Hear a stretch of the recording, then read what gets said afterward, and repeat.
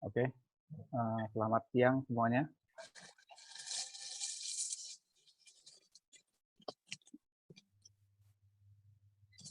Yang Selamat, Pak, ya, selamat siang. Eh, yang sudah hadir baru 7 orang ya, 8 Pak. 8, 8 dengan saya. Iya. Tania, Sabda, Rachel, Sarida, Elma, Putri, ya. Ini pada Hadir, Pak. ya, hadir semua ya. Oke, kita sembari tunggu yang lain masuk, ya kita mulai saja ya. Saya akan bahas yang minggu lalu. Sudah pada kirim semua belum ininya jawabannya untuk soal Saya yang udah Pak. sudah ya? Udah Pak. Oke. Saya udah. Ya, saya akan bahas itu dulu soalnya sama jawabannya seperti apa ya. Oke, sebentar.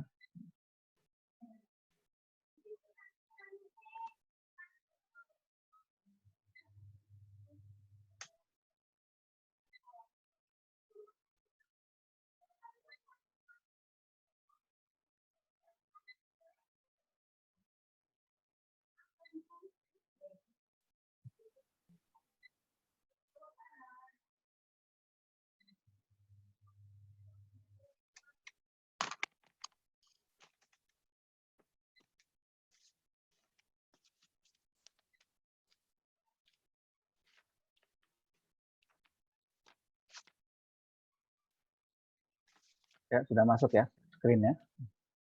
Ya, jadi soal yang kemarin ini berhubungan dengan penjualan konsinyasi ya. Nah, ini mungkin kita sama-sama bahas ya. Nah, di sini kemarin diketahui ada Majestic Bakery ya dan Cake Shop, ya, perusahaan yang memproduksi roti ya. Dia ingin memperluas pemasaran produksinya. Ya, jadi dia kerjasama dengan PD Mikita, ya, perusahaan dagang Mikita. Jadi produsennya adalah Majestic, kemudian yang pemasarnya adalah Mikita. Nah, seperti yang saya jelaskan di minggu lalu mengenai konsinyasi ini semacam apa namanya penjualan tapi dengan cara menitipkan ya. Jadi di sini Majestic ini menitipkan barangnya, rotinya ke Mikita. Tapi sebelumnya mereka harus ada perjanjian dulu ya. Nah, perjanjiannya itu di sini disebutkan ya, PD Mikita akan diberikan komisi 10% dari hasil penjualannya ya. Kemudian PD Mikita diberikan kebebasan untuk menentukan TOP, Terms of Payment, syarat pembayaran kepada pelanggan ya. Jadi misalnya dia mau jual ke pelanggannya lagi ya, dia nanti bebas mau pelanggannya bayar cicil, mau bayar sebulan sekali ya, atau mau bayar 3 bulan, ya itu nanti yang bertanggung jawab adalah Nikita. Nah, harga jual ya, jadi si Majestic udah ngasih harga bahwa dia harus jual rotinya per kisaran 5.500 sampai 10.000 per buah transaksi. Ya. Dan konsinyasi terjadi di bulan Maret. Ya. Nah, mulailah transaksinya seperti ini. Ya. Tanggal 3 Maret ada pengiriman 250 unit roti tipe A dengan harga pokok Rp5.000. Nah, ini kita di sini pertanyaannya adalah diminta untuk membuat jurnal ya untuk mencatat transaksi pengiriman barang konsinyasi serta harga pokok persediaannya ya. Nah, di sini kita harus mencatat perhitungan komisi ya dan juga harus mencatat pengirimannya. Jadi hasil penghitungan pengirimannya beserta uang ya dengan metode pembukuannya ya. Jadi ada 2 metode. Yang pertama itu adalah pencatatan penjualan konsinyasi terpisah dari penjualan reguler ya. Nah, ini bisa menggunakan metode perpetual dan bisa menggunakan metode fisik. Ya. Yang kedua itu adalah pencatatan transaksi penjualan konsinyasi tidak terpisah dari penjualan reguler, sama dia ada metode perpetual dan metode fisik. Ya. Nah, kita lihat yang pertama, ya, tanggal 3 Maret ada pengiriman 250 unit roti tipe A dengan harga pokok Rp5.000. Nah, ini berarti untuk pencatatan ya dengan pencatatan konsinyasi ya terpisah dari penjualan reguler ya. Nah, kita lihat dulu yang metode perpetual ya. Nah, berarti kalau dia menggunakan metode perpetual ya, itu jurnalnya adalah debitnya barang konsinyasi ya. Kreditnya adalah persediaan produksi jadi ya, atau di sini kita sebut juga dengan persediaan inventory lah ya, atau persediaan barang ya, nggak apa-apa seperti itu. Nah, ini menggunakan metode perpetual ya. Nah, angka 1.500.000 ini kalian bisa dapat dari 250 unit roti dikalikan harga roti 5.000 ya. Bagaimana dengan kalau kita mencatat dengan metode fisik ya. Nah, metode fisik dia biasanya berhubungan dengan barangnya itu sudah terdeliver atau belum ya. Makanya di sini debitnya adalah barang konsinyasi ya. Kemudian kreditnya adalah pengiriman barangnya, pengiriman barang. Jadi jurnalnya itu dia melibatkan fisik barang dari sisi delivery-nya, pengiriman barang. Ya, itu perbedaannya ya. Nah, kemudian kita juga harus mencatat harga pokok konsinyasinya. Jadi pada saat kita mencatat nomor tanggal 3 itu pengiriman barang itu kan berarti dia sudah mulai dikirim ya. Nah, pada saat dia dikirim itu berarti sudah terjual kan nanti ya. Kita juga harus mencatat harga pokok.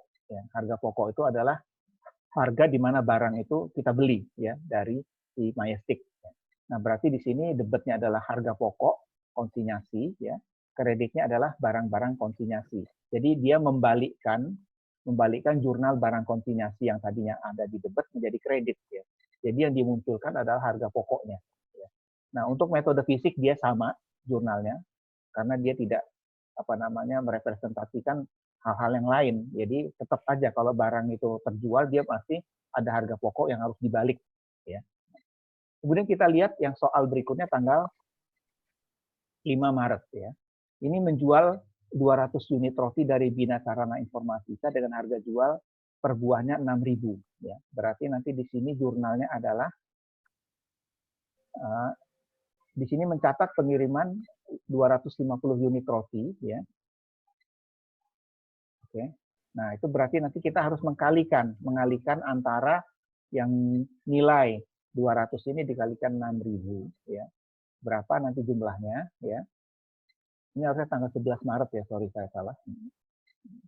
1.200.000 ya. Apa? Ya, berarti ini sebenarnya 45.900.000 ini kalau kita kalikan itu dapatnya dari 5.100 kali 9.000 ya. Siapa yang udah ngerjain? Angkanya sebesar itu bukan?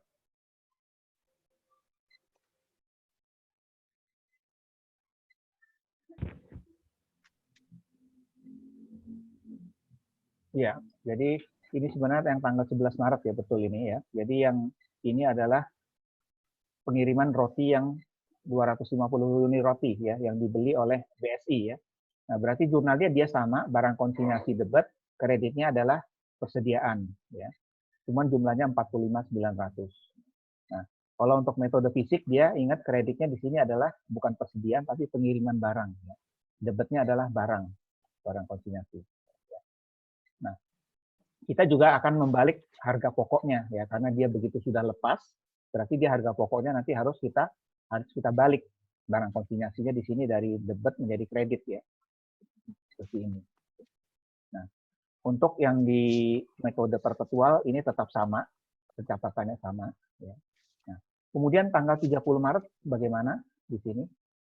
Nah, di sini tanggal 12 Maret ya, menerima pesanan 5.000 unit roti dari Krakatau Steel dengan harga jual 10.000 ya. Pembayaran pertama 10 juta dan sisanya akan dilunasi dalam waktu 30 hari ya. Nah, ini berarti di sini sorry ini kita nggak menghubungkan yang itu ya. Jadi kita masih tetap menghubungkan dengan yang di atas tadi saja ya. Jadi yang 46 juta ini 46.080.000 ini adalah jumlah perkalian dari ini ya. Jadi kita misalnya ada pelunasan secara kredit kan masih ada sisa ya 5 juta. Jadi di sini kita akan mengalihkan menerima uang kasnya sebesar ini ya, karena kita menerima pendapatan ya sebesar 46 juta, kemudian kreditnya adalah piutang dagang ya. Nah, secara perpetual juga sama, tidak ada perbedaan. Kalau yang di sini begitu kita 30 April tutup buku, di sini tidak ada jurnal penutup ya, karena semuanya sudah close ya. Nah, kalau untuk perpetual kita harus yang tadi yang 45 juta ini kita harus tutup di kreditnya di rugi labanya ya. Nah, ini yang untuk metode konsinyasi terpisah ya. Nah, kalau yang tidak terpisah itu dia semuanya hampir sama ya, kecuali nanti di sini dia tidak ada jurnal pada saat mencatat HPP-nya ya. Karena dia di sini dianggap menjadi satu dengan penjualan yang lain-lain ya. Jadi dia tidak dicatat dari sisi ini ya. Begitu juga yang di sini, begitu ada penjualan barang, kita tidak ada mencatat HPP. Jadi perbedaannya di situ ya kalau yang tidak terpisah. Ya.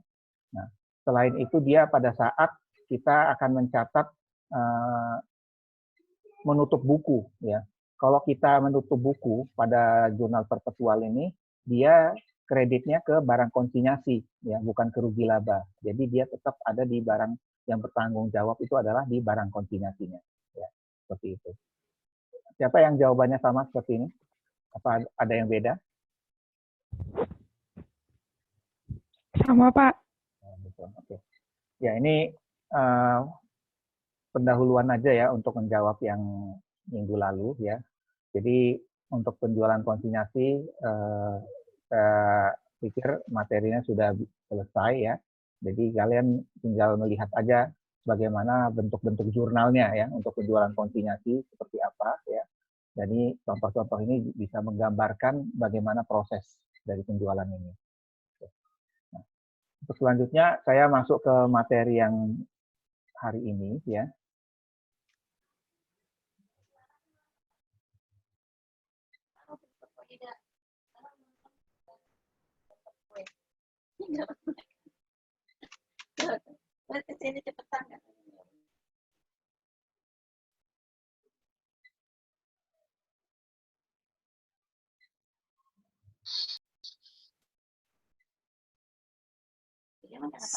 Oke, ya kita untuk pertemuan ke-11 ini kita masuk ke penggabungan usaha ya. Jadi yang dimaksud penggabungan usaha itu adalah bagaimana ada dua perusahaan ya, itu dia bergabung ya. Nah, ini sering terjadi ya di kehidupan kita ya, terutama di antara perusahaan-perusahaan ya. Itu kita menyebutnya business combination ya. Business combination itu biasanya terjadi ya dalam hal misalnya perusahaan itu dia sebenarnya kekurangan modal ya, dan ada perusahaan lain yang tertarik untuk mengambil alih perusahaan itu. Nah, disinilah yang terjadi gitu. Jadi kayak semacam dicaplok ya perusahaan itu. Nah, proses penggabungan badan usaha ini sebenarnya hubungannya antara bagaimana manajemen itu kira-kira bisa nggak nanti bersinergi dengan badan usaha lain yang bergabung ya. Nah, ini sudah banyak terjadi di di Indonesia ya, penggabungan dari usaha-usaha bisnis ya. Nah, itu bisa juga penggabungan itu dilihat dari jenis usahanya ya. Ada yang usahanya sejenis itu digabung-gabungkan ya dengan tujuan untuk efisiensi ya. Nah, ini kalau kita lihat berita yang sekarang terjadi ini ya, itu BUMN ya. Itu sekarang ini BUMN itu dibuatlah digabung yang untuk bidang-bidang yang sejenis dan dibuatlah holding company atau induk perusahaan. Ya. Itu tujuannya untuk apa? Supaya perusahaan itu bisa fokus di bidang dia gitu ya. Ya, misalnya saya ambil contoh untuk BUMN energi ya, yang baru-baru ini sudah digabung oleh Kementerian BUMN ya. BUMN energi itu di dalamnya ada Pertamina ya. Bukan, sorry. Pertamina masuk ya enggak. BUMN ini aja, BUMN tambang yang saya tahu ya. Ya, jadi di dalamnya itu ada perusahaan tambang batu bara, ada perusahaan nikel ya, ada perusahaan emas ya. Nah, perusahaan-perusahaan negara yang bergabung di situ itu dijadikan satu ya, dan holding company-nya itu diangkat ya. Nah, yang menjadi BUMN untuk tambang yang menjadi holding company-nya atau induk perusahaannya itu adalah PT Inalum ya, Indonesian Asahan Aluminium yang ada di Sumatera Utara ya. Nah, dia memiliki anak-anak perusahaan di bawahnya yang dipegang oleh Inalum ini ya. Ya, yang contohnya adalah PT Antam ya, Aneka Tambang. Nah, itu dia di bawahnya Inalum. Kemudian ada lagi Freeport ya. Freeport kan sekarang udah jadi milik Indonesia, emas. Nah, itu di bawahnya Inalum. Nah, jadi sebenarnya tujuan pemerintah, yaitu menggabung-gabungkan itu adalah efisiensi dan juga untuk memutus rantai kalau pengambilan keputusan. Ya. Jadi dari sisi ekonomisnya juga di sini bisa terlihat ya, karena perusahaan kalau udah digabung jadi satu pasti dia akan efisien. Ya. Mereka akan saling bantu ya, ataupun saling menutup untuk usaha-usaha mereka. Nah, yang mungkin jadi contoh lagi adalah semen. Ya. Dulu perusahaan-perusahaan BUMN semen di Indonesia itu terpecah-pecah ya. Ada semen Padang, ada semen Gresik ya, ada semen apalagi Tonasa lah, macam-macam ya. Nah, terus sama pemerintah digabunglah dia menjadi satu, dibuatlah holding companies-nya atau induknya, namanya PT Semen Indonesia. Nah, di bawah PT Semen Indonesia itulah ada anak-anak perusahaannya ya, yaitu Gresik tadi. Ada PT Semen Gresik, ada PT Semen Padang ya, Batu Raja, Tonasa, semua yang memang milik pemerintah. Nah, itulah yang disebut dengan business combination tadi, penggabungan dalam usaha sejenis ya. Nah, tapi ada juga penggabungan di mana dia tidak sejenis. Ya, artinya itu dia digabung tujuannya untuk supaya bisa makin besar ya, makin bisa berekspansi ya. Nah, makanya di sini kalau kita lihat ya, jadi business combination itu dapat dilakukan dengan dua cara. Yang pertama adalah ekspansi dari usaha yang sudah ada, atau disebut dengan internal business expansion ya. Jadi dia membuka new market baru, daerah pemasaran baru ya. Jadi dia menciptakan produk baru ya, yang dibiayai dari sumber dana yang normal seperti utang, obligasi, dan mengeluarkan saham baru. Nah, ini banyak terjadi ya, khususnya di perusahaan-perusahaan swasta ya. Saya ambil contoh misalnya Indomie ya. Indomie itu dimiliki oleh PT Indofood ya. Nah, PT Indofood itu dia sudah melakukan ekspansinya ke banyak negara ya. Ya, yang bisa dia di Afrika ya, bisa dia di Timur Tengah, bisa di Eropa sampai Amerika. Nah, dia tujuannya apa? Dia ingin memasarkan produk Indofood, Indomie ini khususnya, itu biar negara lain itu tahu atau bisa biar negara lain itu mengenal produk ini gitu ya. Jadi kita nggak perlu malu bahwa produk Indomie kita ada di negara lain gitu ya. Ya, misalnya kita tahu-tahu lagi jalan ke luar negeri ke Turki ya, tahu-tahu kita kok ada Indomie di sini. Nah, itu adalah punyanya Indofood, cuman dia dikembangkan di sana ya. Artinya pabriknya di sana, pengemasannya juga di sana. Nah, ini karena hubungannya dengan ekspansi ya, dan sifatnya internal, jadi antar company juga di dalam perusahaan dia.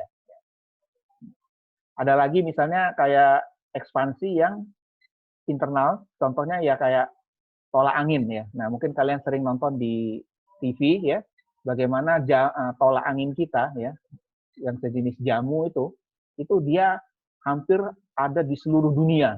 Bisa dibayangkan kalau kita misalnya lagi meriang, tahu-tahu kita di Amerika, kita bisa dapat itu di apotek dia, di groceries dia. Nah, itu salah satu produk yang sudah mendunia itu tolak angin. Ya, berarti kita perlu bangga dong bahwa produk kita bisa terekspansi sampai dimanapun di mancanegara. Ya. Nah, itu sebenarnya adalah praktek-praktek dari business combination. Ya. Bagaimana kita melakukan ekspansi bisnis ya, dengan cara membuka market dengan menciptakan produk-produk lagi di sana, produk baru. Ya. Nah, sumber dananya udah pasti mereka bisa berbagai macam ya. Ada yang memang diinjeksi dari kantor pusatnya ya, atau ada juga yang melalui pinjaman atau loan. Ya. Nah, yang kedua itu adalah penggabungan badan usaha atau external business expansion. Nah, ini sifatnya adalah di luar perusahaan itu ya. Jadi dia di sini dibentuknya eksternal ini adalah karena dia ingin ada perusahaan baru ya, apabila setelah dia digabung tadi gitu ya. Jadi misalnya ada PTA, terus ada PTB ya. Nah, PTA dan PTB ini bergabung, kemudian muncullah PTC, perusahaan baru ya. Nah, jadi dia tujuannya di sini karena ingin mendapatkan sesuatu yang baru ya, yang nanti lebih menguntungkan ya dari sisi pemasaran perusahaannya, pemasaran produk-produknya gitu ya. Nah, kalau saya ambil contoh perusahaan seperti ini, misalnya di bank ya. Dulu mungkin kalian belum ada atau kalian masih di SD, itu bank pemerintah kita itu ada banyak. Ada Bank Bumidaya ya, ada Bank Pembangunan Indonesia, ada lagi Bank Bank Dagang Negara, ya. Nah, satu lagi Bank Ekspor Impor Indonesia. Nah, 4 bank ini digabung menjadi satu, istilahnya di merger. Muncullah nama baru, namanya Bank Mandiri. Nah, kenapa pemerintah waktu itu ingin menggabungkan dari 4 bank ini menjadi satu bank? Karena ingin Indonesia itu memiliki bank yang besar dan tangguh. Karena dari sisi asetnya begitu digabung, itu menjadi sangat besar sekali. Ya. Total kekayaannya bisa berapa ratus triliun. Ya. Nah, itu tujuannya dari penggabungan dari badan usaha. Jadi ingin membuat perusahaan itu makin menjadi besar, ya. Big company istilahnya. Nah, sampai sekarang kan kalian bisa lihat Bank Mandiri itu adalah bank nomor 1 di Indonesia, ya, karena dia penggabungan dari beberapa bank. Ya. Nah, bentuk-bentuk penggabungan usaha itu sebenarnya tergantung dari jenis usahanya, ya. Ada yang istilahnya penggabungan horizontal, ya, dan ada yang disebut dengan penggabungan vertikal, ya. Nah, kalau penggabungan horizontal, ya, itu dia hubungannya dengan fungsi-fungsi produksi dan penjualan barang yang sejenis, ya. Nah, ini yang seperti yang saya kasih contoh tadi, ya, misalnya kayak Indomie tadi, ya, barangnya sejenis, ya, tapi dia bergabung untuk dijual, ya, kemudian dijualnya ke berbagai macam negara seperti itu. Nah, jadi sebenarnya juga tujuannya untuk mengurangi tingkat persaingan, ya, dan menghemat biaya, ya. Nah, yang kedua itu adalah namanya penggabungan vertikal, ya. Jadi di sini dia menggabungkan apabila perusahaan yang semula menjadi langganan atau menjadi supply bahan baku mengadakan penggabungan usaha. Nah, jadi misalnya ada perusahaan yang sebenarnya dia adalah supplier-nya dia, ya. Nah, cuman karena dia sering memakai supplier itu, nah dia mungkin menawarkan, udahlah gabung aja dengan kami supaya lebih enak gitu dari sisi pemasaran ataupun dari sisi kita efisiensi semuanya gitu, ya. Nah, ini bergabung dari sisi itu tadi, ya. Jadi ini sebenarnya sudah banyak terjadi kalau di dunia, ya. Banyak kalau kita sering mendengar yang namanya supply chain, ya, rantai pasokan, ya. Nah, banyak negara dia membuat suatu produk itu dia sebenarnya supply-nya itu dari berbagai macam negara, ya. Kita ambil contoh aja untuk membuat suatu mobil, misalnya Honda, ya. Honda yang ada di Cikarang, ya, yang memproduksi motor lah kalau yang paling gampang, ya. Itu spare part-nya itu diambil dari komponen lokal yang ada di sekitarnya, supplier lokal yang ada di dia gitu. Nah, kadang-kadang karena supplier lokalnya itu ingin supaya efisien, ya mereka bergabung dengan Honda Manufacturing tadi untuk menjadi supplier tetap dia. Ya, bisa jadi malah Honda bisa mengambil sahamnya pemilik. Kita tidak tahu, ya, seperti itu. Nah, tapi ini salah satu contohnya, ya. Itu yang namanya disebut penggabungan vertikal. Ya. Nah, ada lagi namanya penggabungan konglomerat. Nah, ini yang banyak kalau di Indonesia terjadi. Jadi perusahaan tidak sama, tapi dia karena pemiliknya sama, dia menggabungkan menjadi satu kesatuan. Ya, tujuannya supaya makin besar. Ya. Kita ambil contoh lah, Trans TV, ya, Transmart, ya, Carrefour, ya. Itu sebenarnya itu adalah perusahaan yang berbeda-beda bidangnya. Ya. Trans TV di bidang penyiaran broadcast, ya. Transmart, Carrefour itu di bidang retail, ya. Ada lagi Transmedia, ya, di bidang TV digital, ya. Nah, detik.com itu juga miliknya Trans. Nah, itu padahal berbeda-beda bidang, tapi dia digabunglah menjadi satu oleh ownernya, konglomeratnya adalah siapa namanya yang kalian tahu? Khairul Tanjung, ya. Nah, itu adalah pemiliknya dari grup Trans. Nah, itu yang disebut dengan penggabungan konglomerat namanya. Nah, penggabungan-penggabungan ini dengan tujuan apa? Membesarkan nama grup, ya. Mungkin juga kalian tahu kayak MNC Group, ya. Itu kan terdiri di dalamnya macam-macam, ya. Ada Global TV, ada MNC TV, ada RCTI, ya. Nah, ada lagi banknya apa namanya? Bank MNC, ya. Asuransi semua. Nah, dia bergabung menjadi satu, ya. Nah, itulah yang disebut dengan penggabungan konglomerat namanya. Penggabungan sendiri itu ada istilah-istilahnya. Nah, yang tadi yang saya jelaskan tadi, ya, itu kita bisa sebut secara hukum namanya merger, ya. Istilah dalam bahasa bisnis merger, ya. Nah, Merger itu adalah penggabungan usaha dengan cara pemilikan langsung oleh suatu perusahaan terhadap harta milik dari satu atau lebih perusahaan lain yang digabungkan. Jadi misalnya ada perusahaan itu ingin merger, ya, salah satu harus ada yang mengalah, ya. Jadi yang nanti mengalah itu sahamnya diambil oleh yang menguasainya, gitu. Itu yang disebut dengan merger. Jadi satu berkorban, satu muncul, gitu, ya. Jadi kalau misalnya kita dalam jual beli perusahaan, ya, kamu saya beli perusahaannya ya, boleh sekian bayarnya, tapi perusahaan itu nanti milik saya, nama kamu hilang, ya. Itu yang kita sebut secara hukumnya merger. Ya. Nah, ada lagi yang istilahnya namanya konsolidasi, ya. Nah, konsolidasi itu penggabungan usaha yang membentuk sebuah perusahaan baru dengan tujuan khusus untuk membeli harta dan mengakui utang dari dua atau lebih perusahaan yang ada. Ya. Nah, ini biasanya seperti ini, ya. Jadi dia bergabung, ya, tapi dia ada tujuan, ya. Tujuannya dia ingin membayarin hutangnya, gitu. Misalnya ada PTA, hutangnya misalnya gede sekali, 100 miliaran lebih, gitu ya. Kemudian ada perusahaan baru datang. Nah, dia bilang, saya bergabung dengan kamu ya, kita bergabung, nanti saya yang ambil alih utangnya. Ya. Utangnya nanti saya yang tanggung gitu. Nah, ini yang disebut dengan konsolidasi ya. Dia tidak memiliki ya, dan yang orang yang memiliki perusahaan yang lamanya itu dia tidak hilang namanya, jadi masih tetap ada di situ ya. Jadi di sini yang disebut dengan konsolidasi. Itu ya contohnya. Nah, ada persoalan-persoalan yang timbul ya kalau misalnya kita itu ada digabung perusahaannya ya. Jadi masalahnya itu pasti selalu ada ya, terutama pasti nanti hubungannya dengan modal-modal saham ya, karena di situ adalah bukti dari kepemilikan seseorang terhadap suatu company. Ya. Nah, ada dua pendekatan untuk menentukan banyaknya saham yang harus diserahkan kepada masing-masing perusahaan. Ya. Nah, itu dia nanti istilahnya adalah namanya disebut kontribusi relatif dari kekayaan bersih. Ya. Nah, ini maksudnya adalah jadi berdasarkan laporan keuangan yang telah disusun ya sesuai dengan standar akuntansi keuangan, maka diadakan penilaian kembali semua harta perusahaan ya.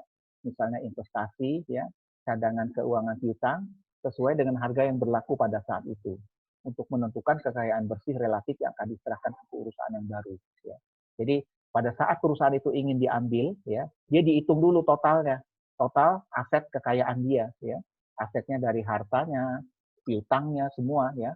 Itu nanti ada apa namanya standarnya ya dari akuntansi keuangan itu dia mengeluarkan standarnya sebagai apa saja nanti yang akan dinilai. Nah, itu nanti menjadi harga dari company tersebut, perusahaan tersebut. Ya. Jadi dari kekayaan bersih ya. Nah, kemudian nanti ada kedua yaitu namanya kontribusi relatif dari laba yang diproyeksikan ya. Maksudnya di sini ya, nanti kalau laporan keuangannya sudah disusun sesuai dengan standar akuntansi keuangan, maka dibuat proyeksi laba rugi dari masing-masing perusahaan yang digabung atas dasar pengalaman lampau serta pertimbangan tertentu. Ya. Jadi misalnya ada PTA ingin bergabung dengan PTB. Nah, PTA ini akan mengeluarkan laporan keuangan, ya. PTB juga nanti akan mengeluarkan laporan keuangan. Kemudian laporan keuangan itu nanti digabung, ya. Nanti kita sebutnya namanya consolidated financial report, ya. Nah, dari sini nanti akan bisa dibuatlah projected financial statement, ya, laporan keuangan proyeksi, ya. Apakah nanti perusahaan penggabungan ini itu nanti akan bagus atau tidak di kemudian hari, ya. Jadi dari awal itu harus dihitung dulu, ya. Karena kadang-kadang perusahaan yang digabung itu kita tidak tahu apakah dia ada memiliki hutang yang banyak, ya, ataukah dia memiliki tagihan yang tidak bisa tertagih banyak. Nah, itu nanti akan mempengaruhi dari performance daripada perusahaan itu, ya. Jadi company performance-nya akan sulit nanti, apalagi perusahaan yang bagus ketemu dengan yang jelek, ya. Mau nggak mau nanti yang bagusnya akan ketarik dengan perusahaan yang jelek, seperti itu. Ya. Oke, untuk materi consolidated sekarang penggabungan usaha ini saya lebih banyak ke teori ya. Jadi lebih banyak untuk menjelaskan secara teoretikal seperti apa proses dari merger, proses dari consolidation ya. Nah, baru nanti minggu depan saya akan masuk ke bagaimana proses hitung-hitungannya ya, supaya kalian lebih ini dulu ya, lebih apa namanya memahami dulu ya mengenai apa sih sebenarnya proses dari yang disebut dengan penggabungan perusahaan ya atau yang disebut dengan merger atau consolidation ini ya. Nah, itu saja ya yang mungkin saya bisa terangkan. Mungkin ada yang ingin kurang mengerti atau apa, bisa kembali kalian tanyakan ya dari sisi bentuk-bentuk bisnis ini, ya, penggabungan usaha ini, ya, atau business combination. Ya. Silakan kalau ini bisa di-unmute masing-masing kalau ada yang ingin ditanyakan. Ini ada 16 ya yang hadir ya. Indri, Farida,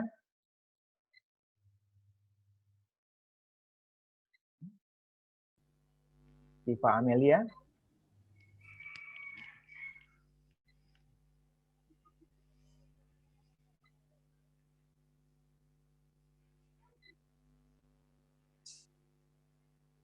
silakan kalau ada yang kurang dimengerti bisa kalian tanyakan. Ya. Oke, kalau gitu untuk penggabungan usaha ini kira-kira sudah mengerti ya, yang secara teoritisnya ya, bisa kalian tangkap ya yang saya jelaskan tadi ya, business combination. Ya. Oke. Iya, Pak. Iya, Pak. Iya. Pak. Oke. Setelah ini saya akan kirimkan soal latihan ya. Ini lebih teoritis sih latihannya ya, pilihan berganda ya. Bisa kalian kerjakan setelah ini langsung ya, dan bisa kalian kirimkan kalau memang sudah selesai, nggak apa-apa hari ini ya. Tapi batas terakhir sih tetap saya kasih waktu 1 hari. Iya. Itu saja. Iya, itu saja ya semuanya. Selamat siang ya. Assalamualaikum warahmatullahi wabarakatuh. Ya, mari. Waalaikumsalam warahmatullahi wabarakatuh. Waalaikumsalam. Waalaikumsalam. Makasih, Pak. Ya. Waalaikumsalam.